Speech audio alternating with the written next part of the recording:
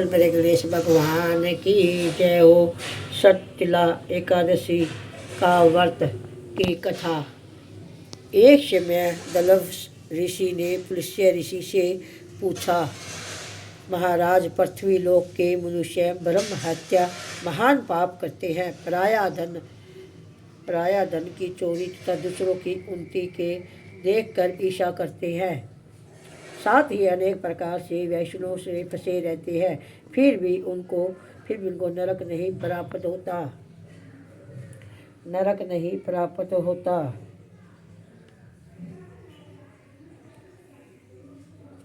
इसका क्या कारण है? वह न जाने कौन सा दान पुण्य करते हैं जिससे उनके पाप नष्ट हो जाते हैं। यह सब कृपा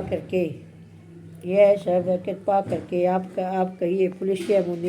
पुलस्त्य मुनि कहने लगे कि हे महाभाग, आपने मुझसे अंतिम गंभीर प्रश्न पूछा है। इससे संसार के जीवों का अंतिम भला होगा।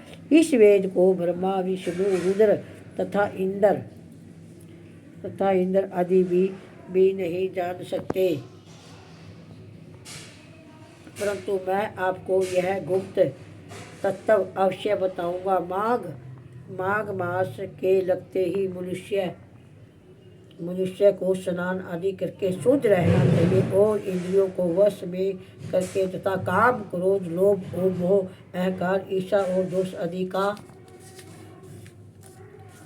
त्याग करके भगवान का स्मरण करना चाहिए। पुष नक्षत्र में गोबर, कपास, तिल मिलाकर उनके कंडे बनाने चाहिए। उन कंडों से 108 बार हवन करना चाहिए और उस दिन मूल नक्षत्र और एकादशी तिथि हो तो अच्छे पुण्य देने वाले नियम को ग्रहण करके स्नान आदि नित्य क्रिया से निवृत्त होकर सब देवताओं के देव श्री भगवान का पूजन करें और एकादशी का व्रत धारण करके रात्रि में जागरण करना चाहिए। उसके दूसरे दिन धूप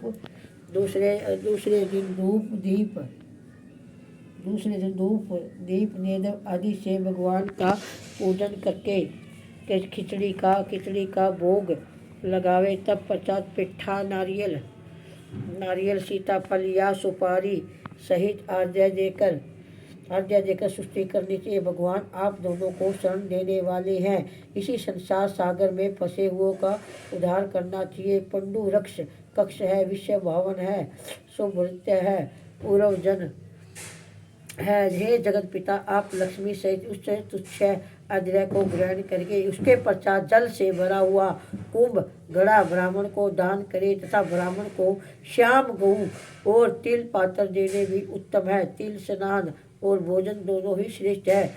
इस प्रकार जो मनुष्य जितने तिलों का दान करता है उतने ही 1000 वर्ष स्वर्ग में वास होता है।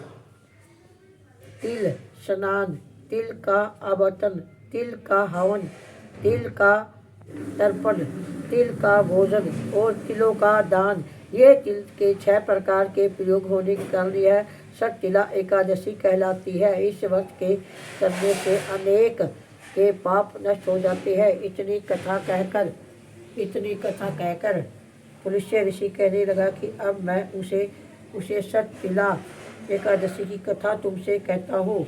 एक समय नारद जी भगवान विष्णु से यही प्रश्न किया था और भगवान ने जो सततिला एकादशी का महत्व नारद जी से कहा सो मैं तुमसे कहता हूँ। नारद जी कहने लगे कि हे भगवान, सततिला एकादशी का क्या पुण्य होता है और इसकी क्या कथा हो सो मुझसे कहिए।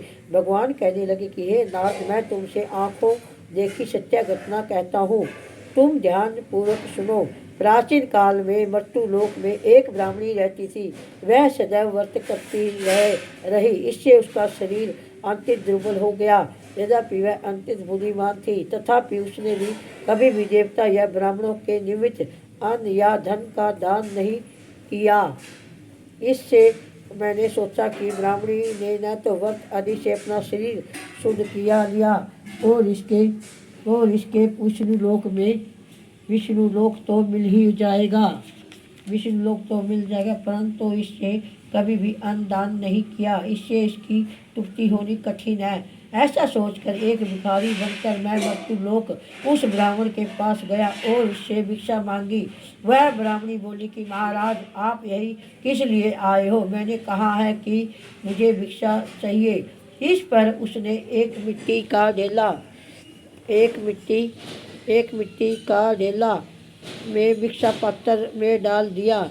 मैं उसे लेकर सरल लौट आया। कुछ समय पश्चात वह ब्राह्मणी भी शरीर त्याग कर सरल आ गई। उस ब्राह्मणी को मिट्टी का दान करने से स्वर्ग से सुंदर महल तो मिला, परंतु उसने अपने घरों को आदि कोसर से शून्य पाया। घबरा कर वह मेरे पास आई और कहने